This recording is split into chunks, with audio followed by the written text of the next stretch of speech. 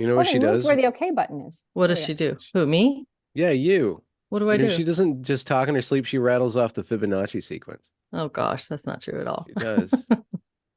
That's not true. I was Okay. told in college that a roommate said I said the word colloquium in my sleep once, and that's that might rate up there as well. That's an interesting thing to say while What you're did you sleeping. say the other night, Lele? He said sarcophagus. Well, what's another word for sarcophagus? It wasn't A sarcophagus, it was coffin? the other one. No, no, like there's a fancy word for Hmm. like a death chamber. Tomb? Not a Not reliquary. melasma. No, that's for little No, things. Mausoleum? I don't not a know. mausoleum. I'll think of it. Sepulcher. It was So sepulcher. I don't think Because I I remember said because that. you went sepulcher. I I'm think like, okay. you're reading too much into it. I That's wasn't funny. reading anything into it. I was trying to figure out what you're talking about, but you know, Well, you welcome sleep like to the dead. Solid Ground Live with Benjamin Boyce picking on me about what I say in my sleep. Jennifer's not with us this week, and she's getting a much deserved break. Hope she's enjoying it. And instead, we have Benjamin. So I hope you can fill in for Jennifer and her dogs. Oh, and her angry rants that happen about three-quarters of the way through the Well, her show. rants are delicious. Yeah, but she saves them up. She reels it up, reels it up, reels it up, reels it up, and then she springs. Yeah, yeah, yeah. She holds on to it, and then she has her witty distillation of everything. But so today it's just the three of us, and we're gonna have a nice chat. And Deborah, do you have the blurb memorized by now? No, I Oh, don't, but I don't have it you? in front of me. I'm just Okay. lazy. Introduction Okay, to here Solid we go. Ground. Yeah. Solid Ground is a peer support community for anyone concerned about the imposition of critical social justice and/or COVID mandates in their workplace, university, children's school, or community. We offer weekly online peer support groups in which members share ideas, thoughts, and support for how to navigate the impact of these ideologies and answer the question, where do we go from here? You can join one of our groups for only $5 a month. To find out how to join our community, please visit solidgroundsupport.com. And please note that Solid Ground does not provide psychotherapy or legal advice, and nothing we do should be construed as such. That's great. Thank you very much, Deborah. Yes, please join us if you're interested in joining. We have really fantastic people, and it's a lovely group. So please do join. And so today there were a couple of things that you brought up, Deborah, that we kind of were batting around that are going on right now, kind of out there. So one of them was what's going on at Columbia. You want to tell us about that? Hear about that a little bit. Yeah. How do I want to? So I want to. It's so easy to kind of jump into like a side or this or that. I'm kind of looking at it from the standpoint of, wokeness, free speech, academic freedom. But there seems to be a growing, the presence of the protests. They're just getting stronger and stronger. And they've kind of moved from being more about, please help these poor Gazans, to the revolution. Like we want the revolution. You see people with signs with like famous terrorists that people are sort of praising. And that's not, I wouldn't want to say it's all the protesters either. So it seems to be a mix, but the tone is quite intense. And what happened was they set up a little encampment on the main campus. I think was it Thursday? The president of the university got called before Congress to kind of talk about this whole thing. She had the police come and remove everybody, but then that didn't really stop anything. A few people got arrested. I think Ilhan Omar's daughter, whatever. But they kind of went back and they're camping again. I went up there Friday because I just like seeing where the action is, and I, I I couldn't get in on a campus because you had to have an ID. Mm. So there was just a little group around the subway station. I did see a bunch of boomers. Actually, you could see people, they were probably protesting Vietnam. They had their Hmm. little signs, and the police presence was quite in riot gear, um, quite strong. There was a roving vehicle with there's messaging boards on the side of it, and it was saying everything like the president of the university is like a careerist or a bootlicker. Uh, Columbia is committing genocide. Um, things of that nature. Mhm. And so that was around, but I couldn't really get up to see anything too close. But it looks like the last few nights things on the campus have just gotten really much more intense. People, even Jewish people, coming up in like a formation of people going step back, like with chants and repeat and like moving forward. I just saw a video of that. Yeah. Yeah, you got to get out of here. Basically, this is our private space, even though it's the campus. Yeah. I saw a woman just with a call basically for, more like communist revolution, so the speeches are getting a little more fiery. I think Jewish students are feeling intimidated. I struggle with the whole, when is it anti-Semitic and when isn't it? And how do we know? But it just seems people are just yelling, go back to Poland. They're saying these things. They're just making up. And Yale, they made this really kind of rude rap song that was kind of pretty anti the Jewish students. And I think where it stands is that throw the Jew down the well. It wasn't that, but it had even had the N word in it. It had bitch. It had it had a lot going on in there. I know a young woman who got poked in the eye at Yale. Oh my gosh. The flag. I don't know that they went like that, but she got hurt. And the mayor has declared, like the NYPD will come in, but we won't come in unless the university asks for us to come in. We don't. Oh, this is just like Evergreen, man. This is just like Evergreen. I was watching the video. They are just as annoying and brazen with their freaking like whatever is acceptable racism. It's great. Yeah, it's just that's what I was fabulous. thinking about. I was like, is this getting evergreenish? I mean, because they did declare it's the People's University now of something, Gaza. I don't know. Like they chazzed it. Oh my gosh. Wow. So the thing, I just listened to a podcast just before this on commentary, and they said the mayor saying that the NYPD will only go in, they can't go on private property. He said that's ridiculous. Say you had your husband beating you in your private apartment, the police could come in and stop that. So it was kind of a BS thing the mayor apparently said. So I don't know. The mayor in New York City. Yeah. He doesn't stack up. He's like, we're a sanctuary city. Get the immigrants out of here. He's a complete shell. Like, there's no backbone there. Yeah. He's a George Bridges. He's just another ineffectual, mediocre leader. Yeah. So what's interesting is to look at the chatter, because there's some people that are very not into Israel right now. And I've seen people just saying, oh, this is so amazing. These young people, they're going to change minds. And I'm thinking in New York, they're not changing anybody's minds. Everyone's fed up with them blocking bridges and roads and just being basically unpleasant. And so I don't know that they're winning any hearts and minds. I think they're scaring people. I don't know. I mean, that might just be me, but I don't find it inspiring. Like, even if you thought something they had to say was had something worth it to listen to, I find that I don't want to really listen to them, because I just feel like they're being really I'm just being blunt about it. Yeah. Well, and you had to present ID to get on campus, and you couldn't do that. So that I couldn't do that. So that means that everybody on campus is a student. All of this is actually students. Well, that's what I don't know. I'm imagining people got on there that maybe aren't, and just been staying in people's rooms. So I'm completely speculating. Because you do have to get in at this point, but I don't know who else got in before you had to do that.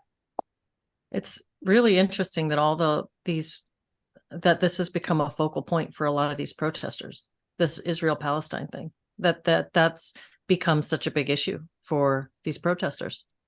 Okay, so let's run through it. So you had when was the Michael Brown? Was it Michael Brown? Hands up, don't shoot, kid. That was Obama era, so that was 2011 or something like that. And then you had George Zimmerman about the same time, right? And then you had, I guess, Gamergate. So then you had Me Too stuff. Then you had a bunch of, and then you had Evergreen. So you had like these different outbursts of revolutionary fervor, which is totally limp-dicked revolutionary fervor. These people are not serious. They have no follow-through, and I really doubt that they'll be violent, other than like maybe some Antifa, we're going to destroy some buildings and stuff like that. But at least on the college campuses, they really don't have the ability to follow through. And even if they did, they wouldn't know what to do when they did violence. So they'll walk the line for violence and stuff.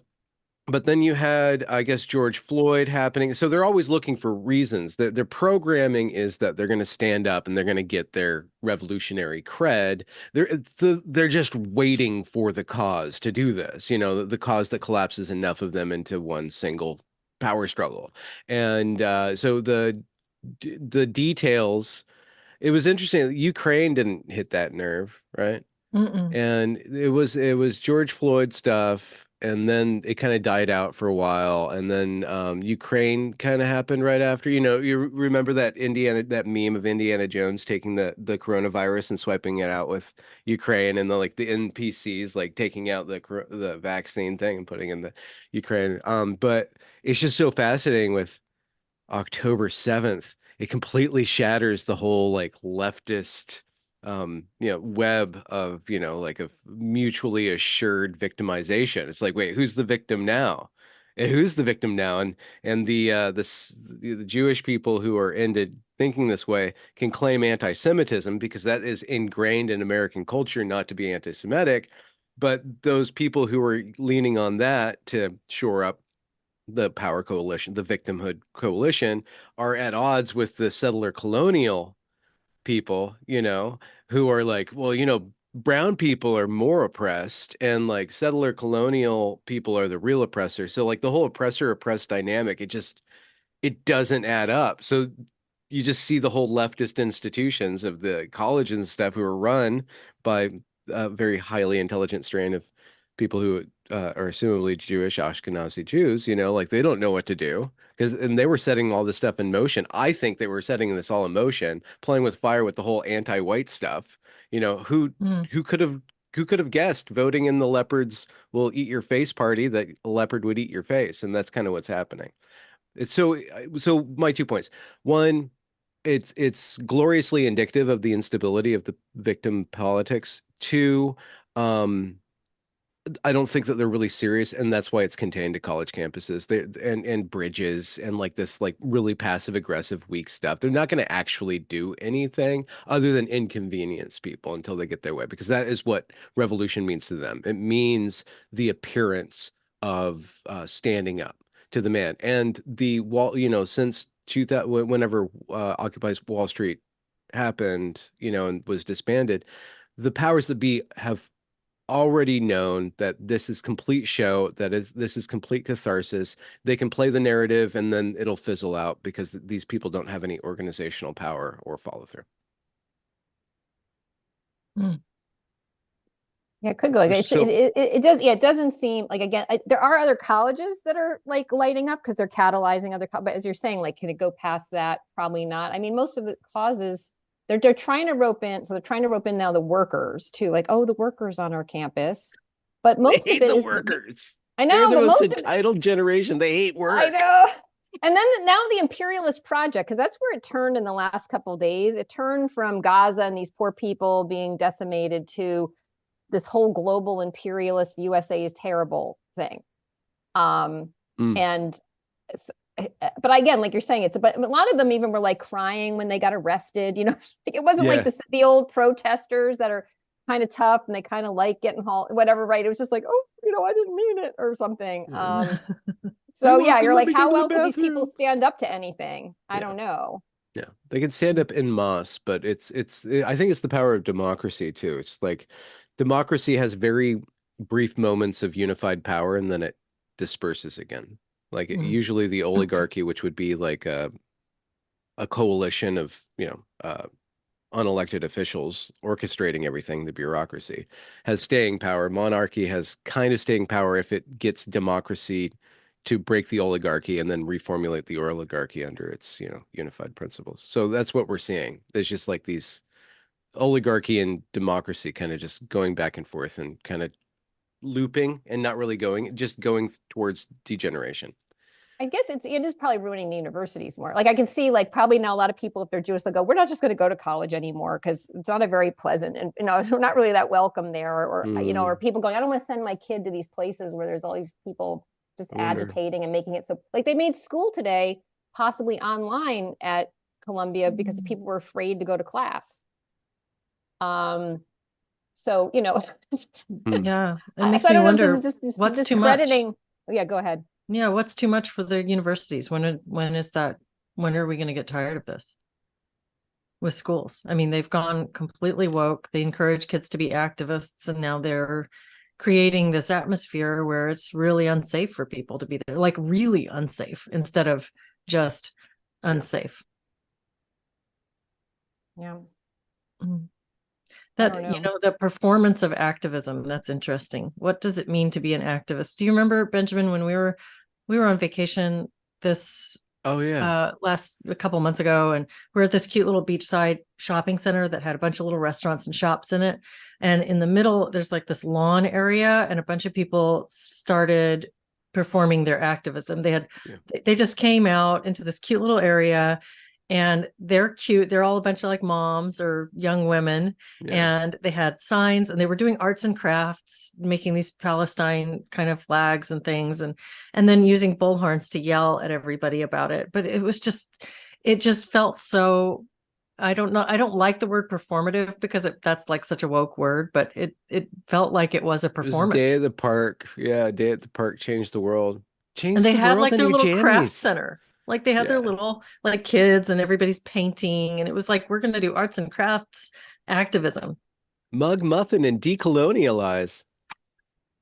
It's very strange. Yeah, it's fun. I like to mock the activists. I didn't always like to mock them. Well, I've actually, even like, back in high school, like when like people were like big into the environment, people were like talking about the environment, and I mean, full disclosure, I used to listen to Rush Limbaugh when I was doing my paper route, as 11, 12, 13, 14. So I was inundated with Rush Limbaugh's brand of, highly snarky propaganda, but I'm like, why are you caring about something over there? Like, you found your cause. It's something over there, and it's the same people, it's kind of this similar criticism that I would hear about my religion, which was Christianity. Like, why do you care about life in the future? Like, why don't you live for now and good here? Why do you need some sort of sky daddy, some sort of like, and Leslie, we were talking about this, about like immature versions of religious story, and then how if you do start to work through and grow in your faith, whatever faith that is, you start to get more particular, you start to understand the more nuanced aspects of it. And I think that what we see with regard to critical social justice activism or wokeness is that you have a lot of really low resolution potato camera quality belief in, like, I'm going to change the world by believing in something over there. I'm going to believe about I'm going to worry about the climate and jerk off in my bedroom because I can't do anything with my life, kind of thing. So this is a moment, I guess, in one way, this is a moment for these kids to not just be obsessed with their Instagram.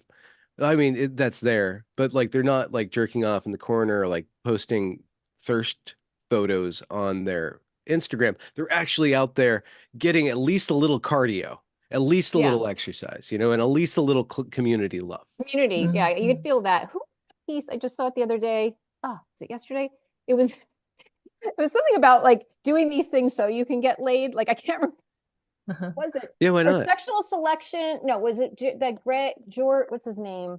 The polyprimal guy, George Jeffrey Miller. Miller. It was something Jeffrey about Miller, people choosing partners based. Oh God, I don't even want to keep going because the idea I have is totally off. But there was something on mate selection based on political leaning, or I don't even know what it was.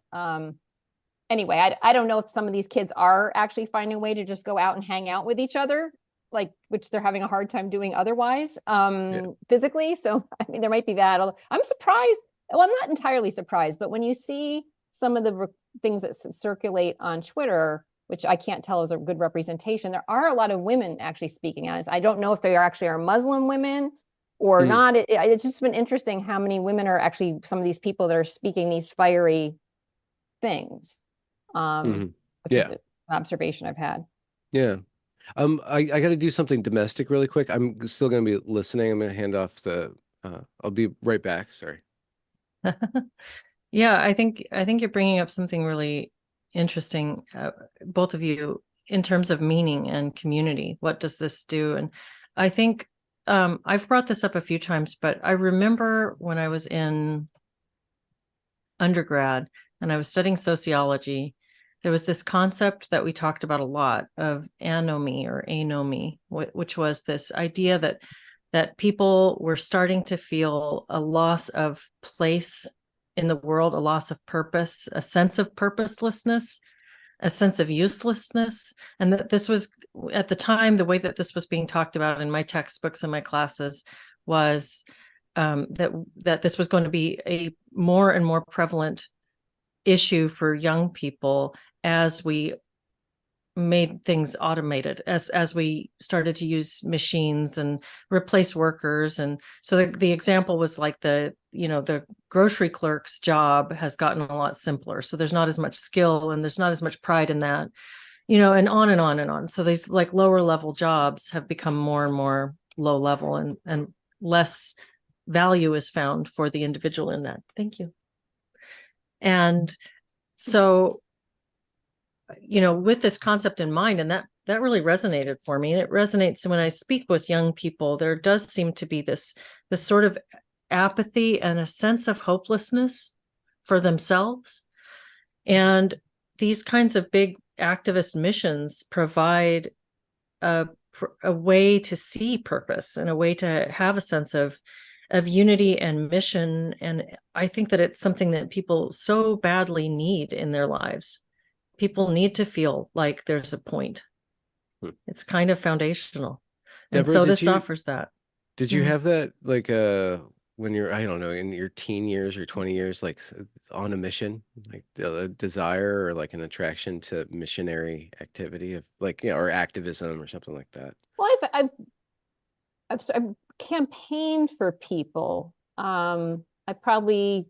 I mean, my family, it's funny, I'm laughing. I'm thinking back. So my family was, very democratic. I remember we wore like POW bracelets and wore little peace symbols and stuff, like even as a child. I wasn't out agitating, but I remember we had family members that went to like the March on Washington, stuff like that.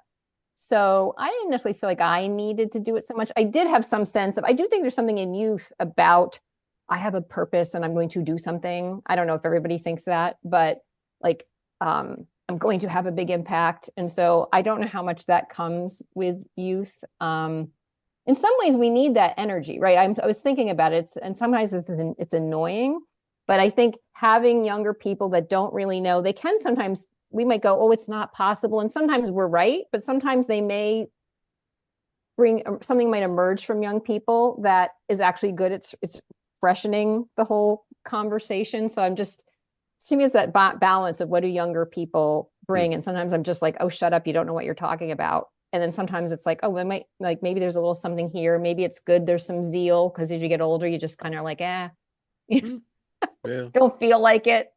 Too tired. I mean, well, I think I you need did motivation care about the Iraq war, and then I stopped caring after that because it was just dumb. There's nothing that my activism could do or my feelings about this thing could do.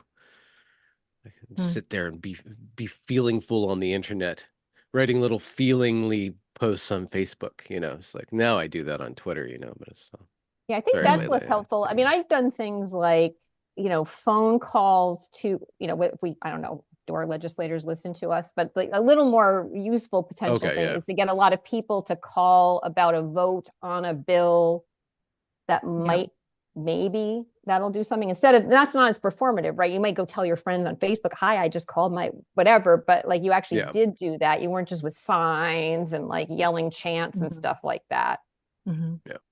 Yeah, I did some environmental activism, but what I did was I volunteered for a couple of different groups in San Antonio, the Greater Edwards Aquifer Alliance and another one, Aquifer Guardians.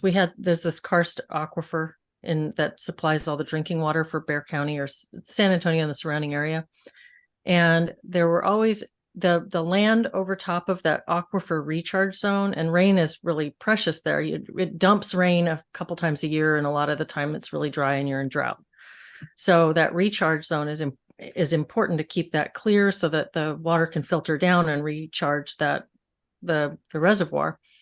And so but also the real estate there is really beautiful. Like the land is so pretty. It's the hill country. It's like people want to develop out there. And so there was always this push pull between the people who were concerned about the quality of your drinking water and not having a bunch of VOC runoff into your drinking water, because it's just a very natural filtration system. It's just limestone. So if you put a bunch of parking lots on it and you've got cars sitting on it, or golf courses with all their fertilizers, that was another big one. There was a PGA golf course that wanted to come in. I think they ended up winning and doing it.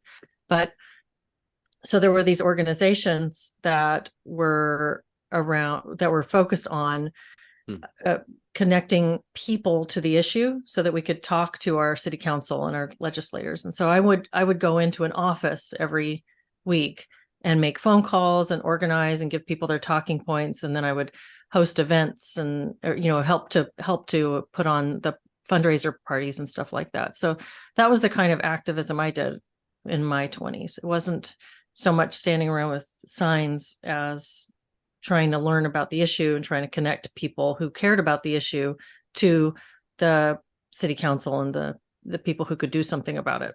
Yeah. So mature. Oh, I don't know. Devin Ware, right? But I've done other things, I joined lockdown protests. And so how does that look different? How is that different?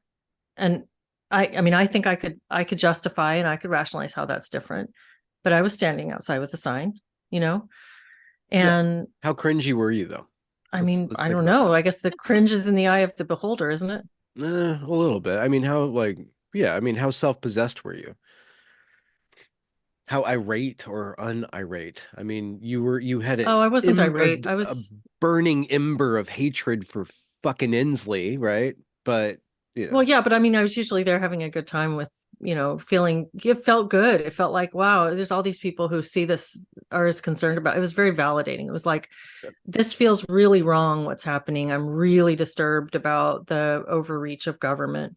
And now I see that there's a whole bunch of other people who are worried about this too. And so we would talk and we would, it was that same sense of community. All these things, I don't want to mock them too much because I don't, fair. I'm trying to find where's the dividing line. Why is my version of this good? And then I look at these people and I'd say that's somehow silly or performative, So I'm trying to find that line. Certainly there's the content of what you're doing. And so we could take issue with certain topics. And there's things like the throwing paint on the art or throwing soup on these art or gosh, that's really vile. I think that's another level altogether. Or the blocking of traffic. Yeah.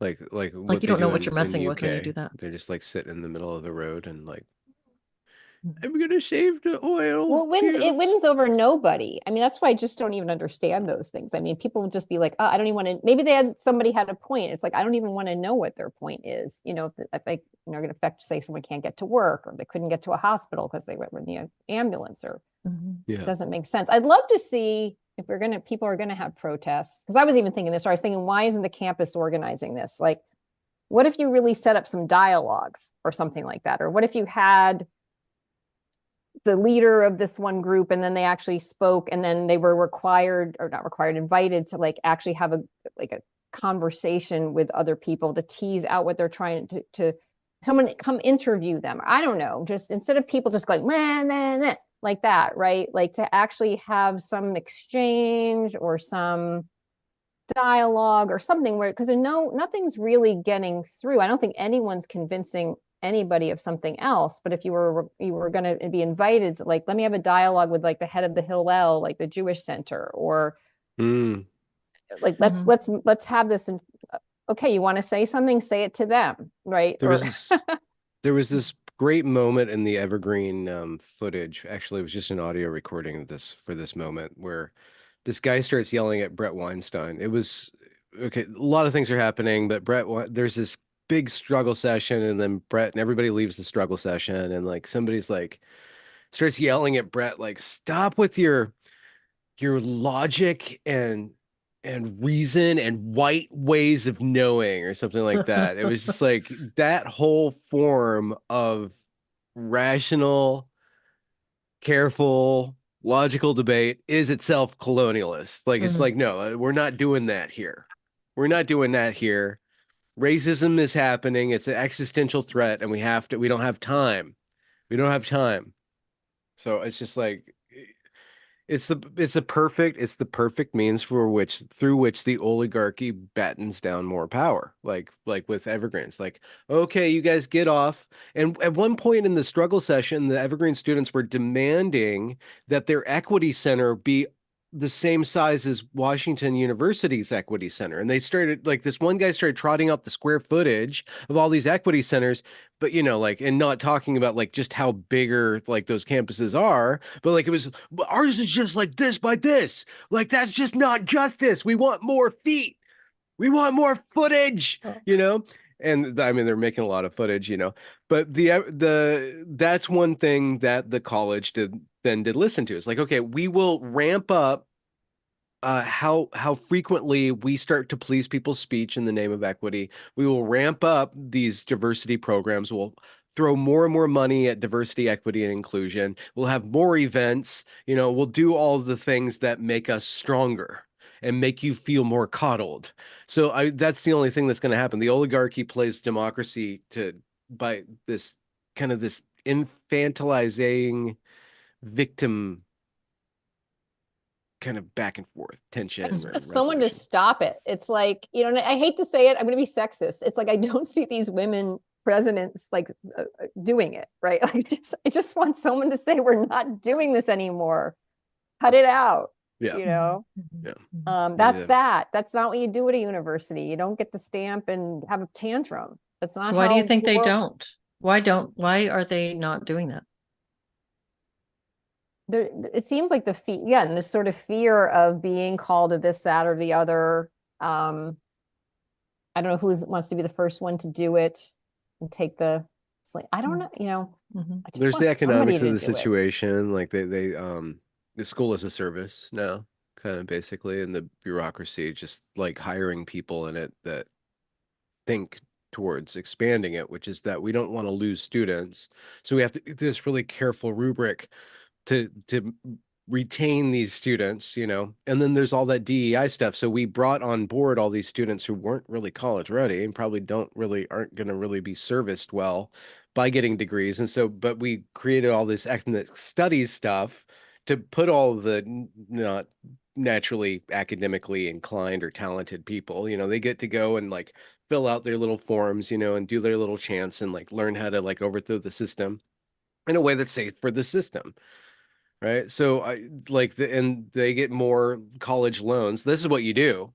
This is what you do. You cut off all student loans, or you make colleges responsible for all those student loans. You allow students to default on their loans, and you make the colleges liable. You get the safety net out of their way, and you allow for a feedback loop to occur on the campus. So it's actually, I would say it's government funding fault for this happening because there's no touching reality for any of these people. They can literally like it starts with the no financial accountability, and then it ends up with no like actual accountability to whatever it would be, not justice, but like the mayor saying, it's your job. We're not accountable for you. Like, you're not accountable to us. Like, you can do whatever you want. We're not going to help you guys, until you let us help you. It's just all this kind of That's the buck. deferment of accountability. And this goes back to our perpetual conversation, Leslie, with regard to powers. Like, how do you hold the oligarchy accountable, especially when it uses democratic angst to cover for itself and to facilitate its spread? Well, I And think then that's the Deborah best is thing I've saying, heard. like, I just want a man to come through and like throw a spear through the dragon, tell the kids to get back to work, kick the pickball off the campus who aren't there to learn, and restore order to this system and restore purpose to the system. What is the purpose of the colleges? Is it to be fake and gay? Is it to pursue the truth? Or is it to promulgate some sort of like seminary, cultural system of ethics? Benjamin, do you think that the oligarchy knows and is doing this all in a concerted way, or do you think there's incentives? Like, It's that really stupid word called emergence. yeah, I think it's just emergent principles. Like, well, and I get that from like when I studied the Evergreen State College, and I have to just as an aside, anybody who's interested in any of these topics, I highly suggest, especially if you're motivated to do so, to just pick one topic and understand that one topic all the way through. And that just learning about Evergreen and teaching kind of Evergreen really taught me about how a lot of different systems work. It taught me about how the college system kind of works, the social justice stuff kind of works, and then also the news media kind of works, where, you know, people write these articles about Evergreen and they're like, I'm the only one who knows, like, well, that's wrong, that's wrong, that's wrong, that's wrong, it's wrong. But also with regard to, like, why did George Bridges, the president of the Evergreen State College, behave so facile and limp? And it wasn't like he had no spine. He had a spine of a serpent, where he just kind of, he just assumed whatever role the room was in. He would enter any room and just know who was the most powerful person in that room and cater to that power. Like in his tone of voice, like he would speak differently to the students than he did to the legislature. Like he had a different accent. He would just completely like mold himself to the room. So the system created George Bridges. George Bridges is just the guy who kept on showing up to work, got selected through the system to perpetuate the system. So I think that's an emergent property. And then he in his own system thinking, what he did when he got on campus was heavily stack the administration, and then align and then surround himself by a bunch of bureaucracy, so he can't get actually challenged actually by any of the teachers, right? And he used this social justice ideology to buffer himself from accountability towards the teachers. And Evergreen was explicitly set up to be very teacher-led and teacher-focused and student-led and student-focused. And the administration was designed to be as minimal as possible. But once you got this social justice stuff, it like completely allowed all of this stuff to invert. And all the teachers who gave their power to the administration were the teachers who could think in the terms of the administration and who were after power, which would be, I get to define what is hate speech. They had this incident where somebody wrote "fuck turfs." They sprayed that, and this was way before I knew what a turf was, right? They sprayed that "fuck turfs" on the campus, and this feminist complained, said that is really hateful language to me, you know. And this is like a, you know, this is a classical feminist or classical rad fem. And then one of the teachers, who was a female, who's like non-binary and Jewish, and I have a speech of her like going through all of her different intersectionalities, because that's what she is just this bundle of like obesity and identity and stuff. She came in and just dressed down that feminist, like not understanding like the harm that cis women perpetuate on trans women and stuff like that. And you look, I was reading that and it was just like so fascinating. Like, what is going on here? Like, it's feminine. I see feminism eating itself now. And it's just because Julie Russo just really wanted power. She really wanted to be the person who was right and just said, no, that's hate speech. That's not hate speech. You're wrong. You're not wrong. You know, we all know that white men are wrong. We know that, at least. We all agree on that. But there's a lot of things you don't really understand. And I get to dispensate power, It seems like authority. there's this may be thought long before, but like this decoupling of power and responsibility. Like there's this whole pass the buck kind of thing, right? Like all blame is externalized, but all power comes to me kind of thing. Like I don't know, Oh, yeah, like yeah, yeah, like yeah. so there's not the commensurate, like if I have some power, I actually have accountability for it. And so people are running around No. trying to amass all this power and socialize all the bad stuff that they're doing. Yeah, yeah, Mhm. yeah. Mhm. And without a reality check, there's no reason for it to stop. It just ramps up and ramps up and ramps up. So eventually, Columbia will have, they'll exhaust, the students will exhaust their energy. It is spring, right? It is spring. Like this is another just a primal aspect of why Evergreen State College happened the way it did, is that all these kids were cooped up all winter long, and now it's spring, and their hormones go boing, and the shirts of the girls go wink, and then the boys go rah, you know, and like everybody's like, what do we do with all this energy? And like revolution, you know, in the streets and the sheets, you know. So I think that that's a facilitating power, I'm and not it can't following last long. that so much. Why does that necessarily follow? I think that there's just a lot of Spring cooped up fever. energy It's just fever. It's just like cabin fever and spring fever. It's just like that. That's part of. I'm thinking about the hydraulics of how long these kids can Sap is go. rising. The what is The tapas? sap is rising, like in a Sap is freeze, right? It's just like, wow. The sap is rising. Can we get that on a t-shirt? That's a good one. I like that. No, I just think that it's just natural, horny, erotic, libidinous energy that's fueling the students acting out in this way. That's an interesting one.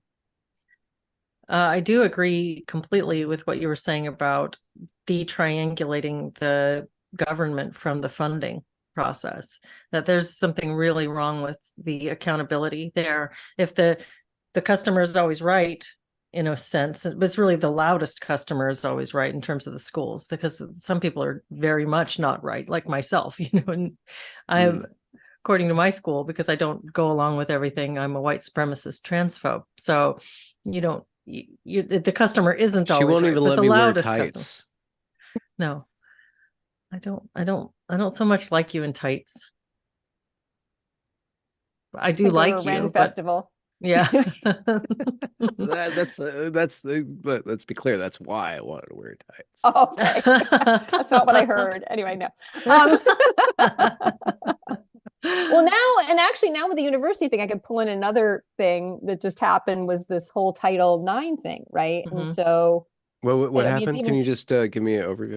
The short version was the what's the word? Instantiation, I don't know if that's the right word, of gender identity, in the language, in terms of like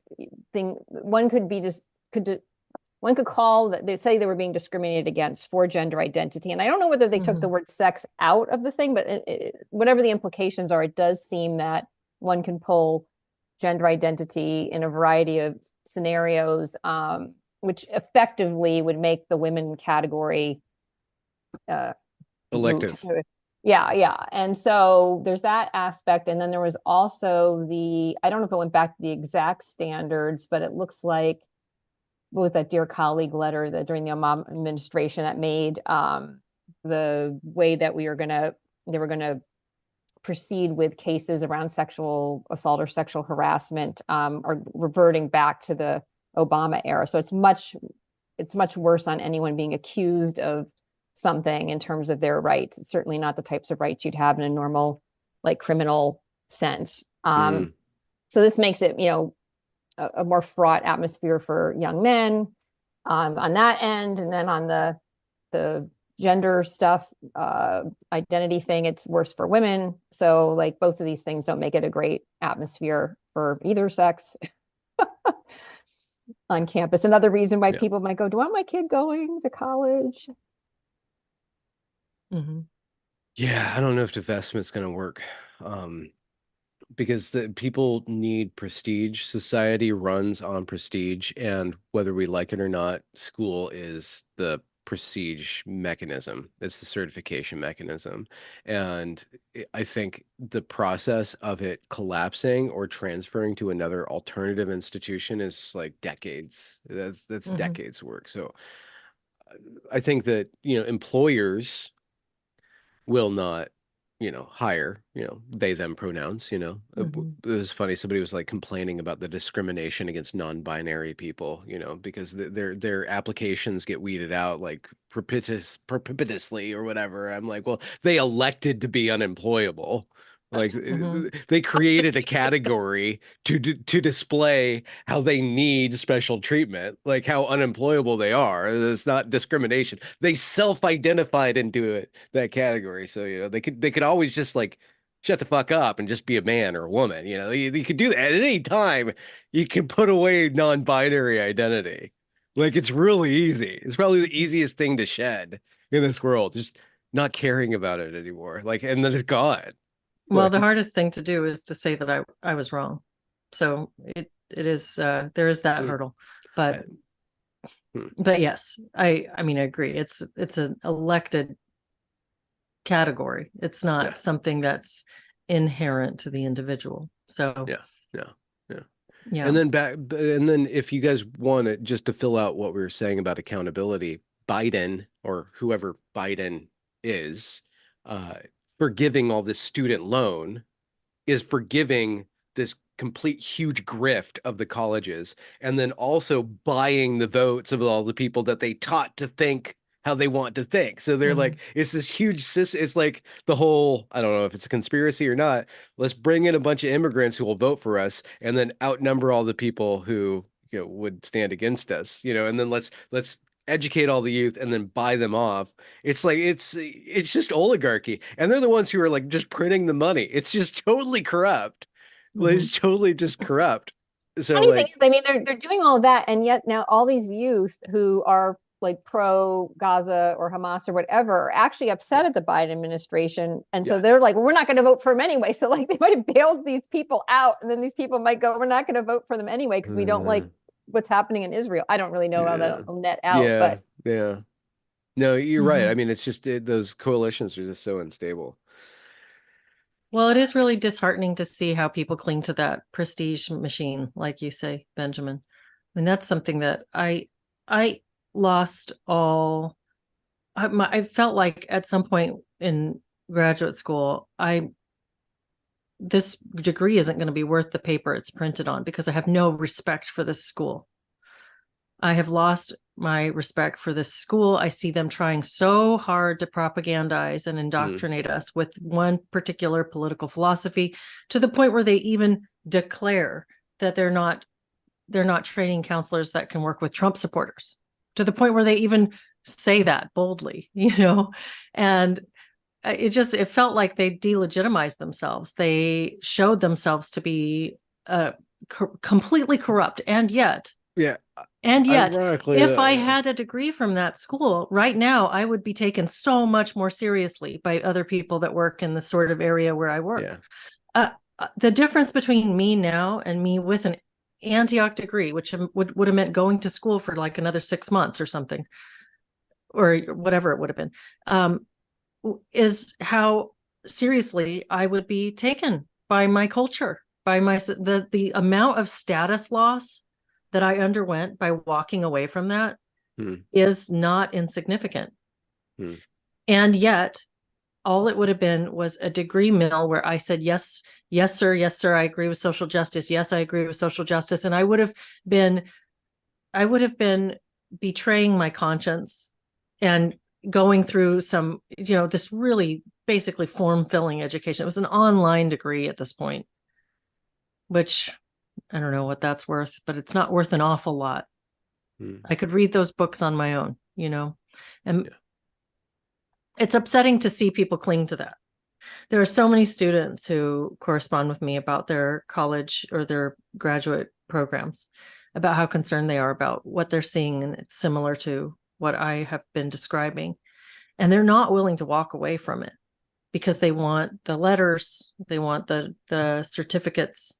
That still means something. And I think that's, well, it's disheartening, really, because what we need in order for that house of cards to fall down is we need people to pull out at the bottom level. Just pull out, stop funding them, stop giving them your attention, stop giving them your body and your mind. Yeah, I wonder what's downstream of that mass divestment. Like, what's downstream of that? Like, what falls apart if everybody divests, right?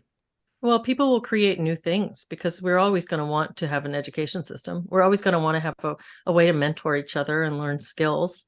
So it's not that education goes away. It's that these corrupt businesses, which they are businesses, these ones need to fall down. I mean, I just want to say, like, even prior to all of my being aware of all of the stuff that we're critiquing, it was apparent to me that there's a lot of changes in higher education anyway. For instance, just a lot more online education. There were models of people going, maybe we won't do a 4-year on-campus experience anymore. Maybe people will go more for sort of a lifelong learning thing, and maybe they go take a course here and a course there, and they take it over time. There were companies like Google and others who were we might critique Google, but who are starting to go, well, maybe if the person just knows how to code and they actually have the skills, I'll just hire them even if they don't have the degree. So there was already prior to all this, there's been things in motion about this, maybe the 4-year college on campus experience getting disrupted anyway, not entirely. So those things might continue, and maybe it'll accelerate because of now we're like seeing just how corrupt these programs are and these schools are, and people don't want them. So, but there's already been things kind of happening before this that's, to me, were suggesting that that kind of, when you think back, like, I don't know, in the 50s, or someone just went to their college experience in the 4 years and all that, wasn't going to keep going the way it was anyway. So, but the prestige thing you point out, are you thinking, Benjamin, that like just somehow society will, no matter what you do, they're going to create something to be able to mark where the elite are, and like, if it's not this, it'll be something else. So we can't get rid of that. That's not going to happen. That's why the colleges keep on expending their authority by not exercising actual authority. It's because they know there's no accountability. Like, you need these letters to be in the elite. And we've made special letters so that we can extend the elite to people who aren't really worthy of being elite, but they feel like they're in the elite and stuff. I'm sorry, but like, the Jewish mindset's not going to stop going to college. Like, culturally and probably genetically, they're engineered to believe to learn and to get signaled or stamped that they are learned. Like, that's just a part of their culture, and it's part of their genes. It's just how they are. You're not going to see them all like not go to college, right? You might see them. Well, yeah, there's certain other yeah. demographics too that really prize education. Yeah. And they're not going to give that up. Like Indian They're American. not going to give that up. Yeah, and Asian Americans too. Yeah. Asians. Yeah. And then the WASPs and the weirds, Western educated, whatever, blah, blah, blah. RDs, weird. It's a Jonathan Haidt term.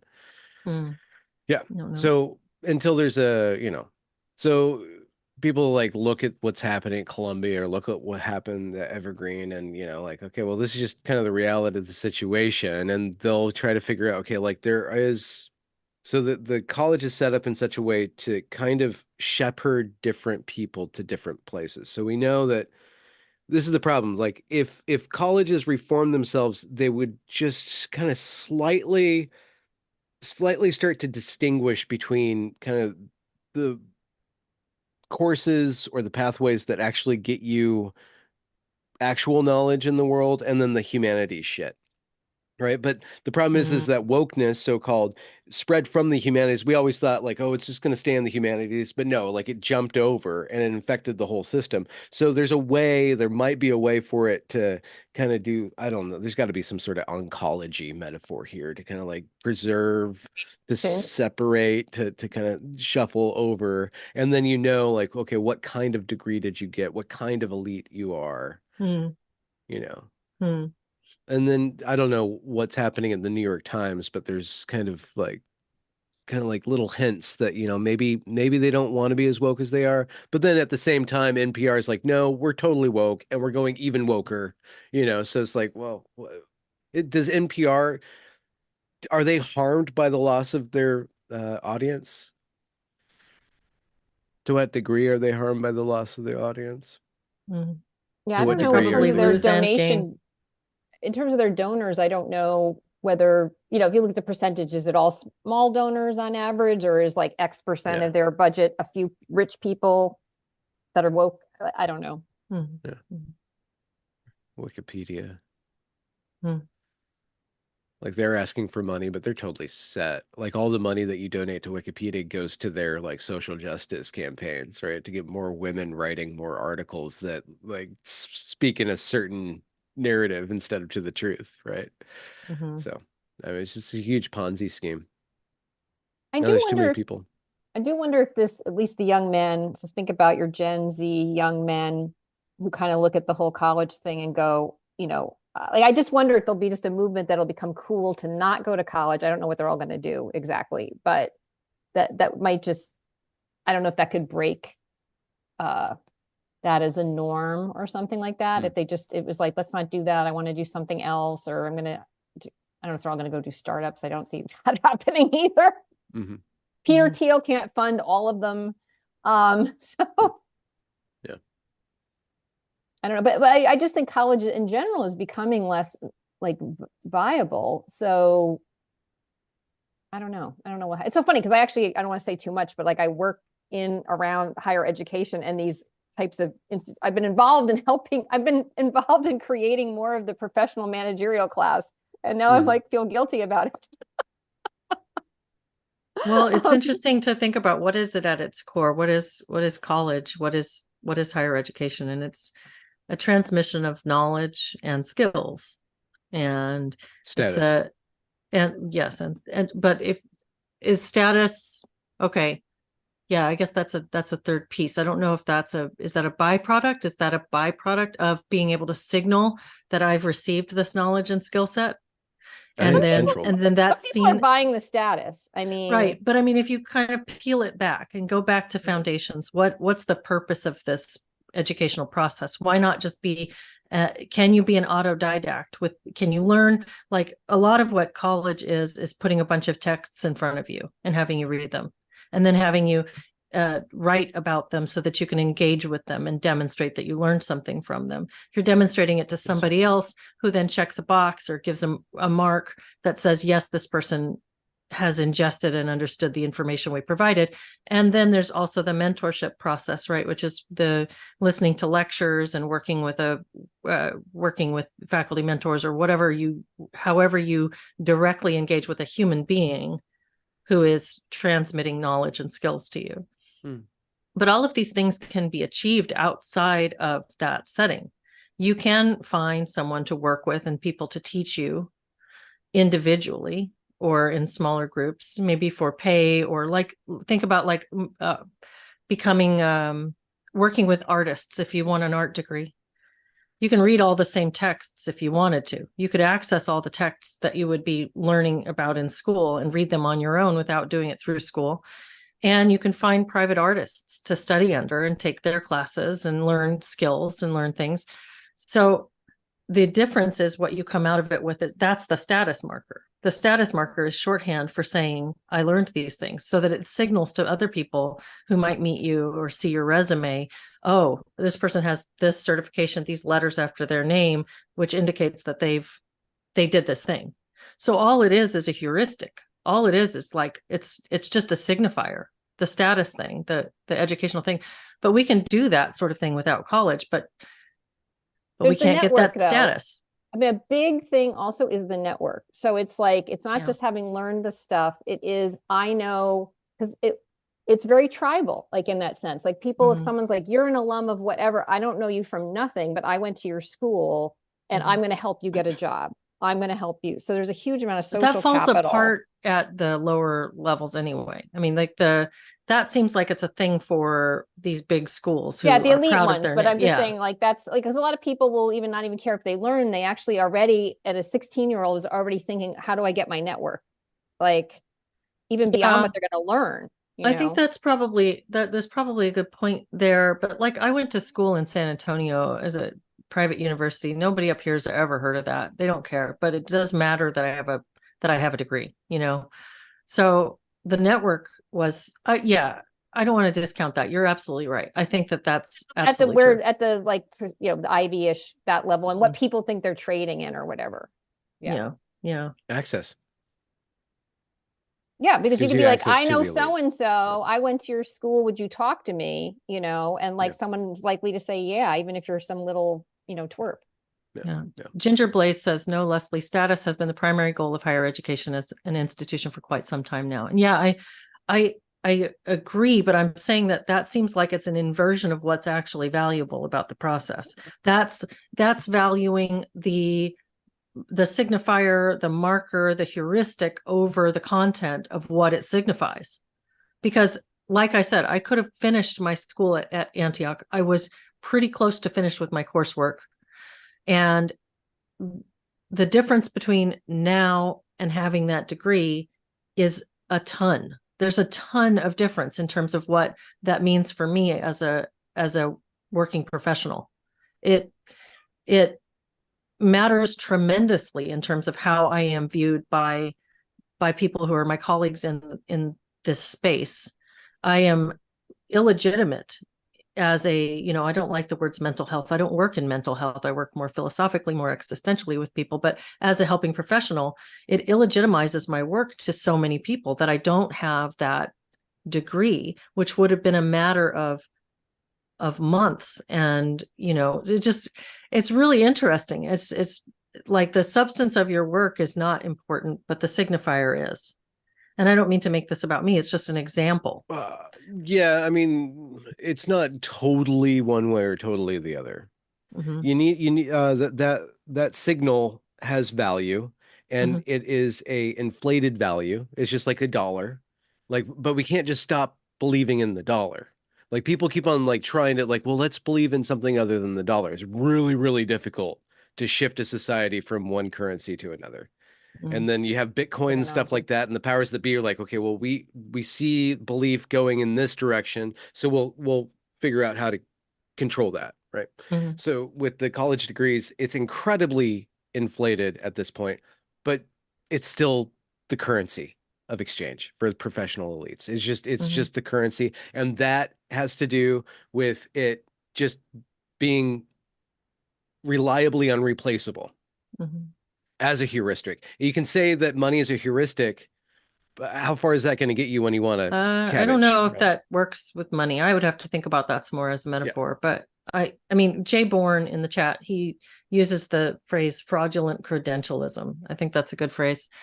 Yeah, it's really interesting. I just losing respect for an institution and seeing it as a degree mill, but then seeing how important that degree is still to everybody around you is pretty interesting. It's like, yeah, I mean, I'm okay, but a lot of people wouldn't be okay with that. Interesting. Well, I don't know what we covered in this conversation. We went a lot of places, but mostly about college. Any final thoughts, you guys?